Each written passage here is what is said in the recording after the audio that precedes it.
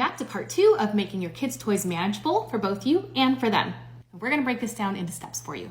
But before we do that, you have to decide if you're really ready for this journey. There's going to be a little bit of a commitment in it for you, and there might be a little bit of pushback at first from your kids. So as long as you're aware and prepared for that, here we go. Step 1, sort.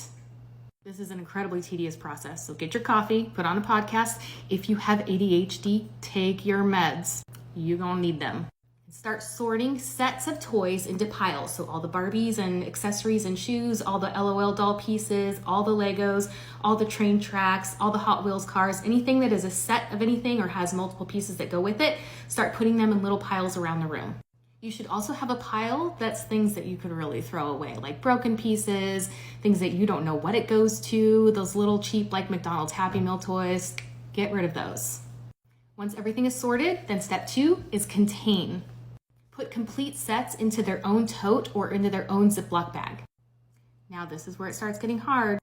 Donate the toys that your child has outgrown of or that they don't play with very much. Still have too many toys? Then it's time for step 4. You can either do an optional second wave of purging, which I do always recommend, or you can implement a rotation system with your toys, which I love.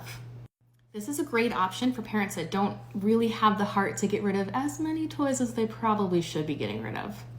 It's kind of a best of both worlds. You're keeping your child's toys for them, but you're limiting access to them. Get some quality storage bins and tote up a majority of your child's toys and put them in a place where they can't get them, like a garage or attic or basement. And depending on how much work you want to do, you rotate those toys out, either monthly or quarterly or twice a year. The toys that your child has access to at one time should all fit, not visible, in whatever toy containment system that you have for them, whether that's a cubby shelf or a toy chest. Save for 1 or 2 big items like a big doll house or something with wheels that they ride on. Then every time you rotate their toys, it's like Christmas for them.